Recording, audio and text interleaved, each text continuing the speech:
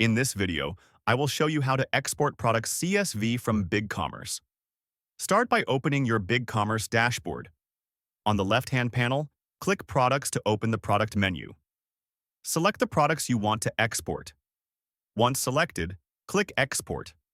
A new panel will appear where you can choose a template for your export. Next, select your file format and make sure to choose Export as CSV, then click Continue. A pop-up will appear asking you to confirm, so click Start Export. The system will generate your file. Once it's ready, click Download My Products file to save it to your computer. Exporting your products in CSV format is especially useful for bulk edits, backups, or migrating products to another platform. Make sure to verify that your data, including SKUs and variants, is accurate before using it for imports or reporting.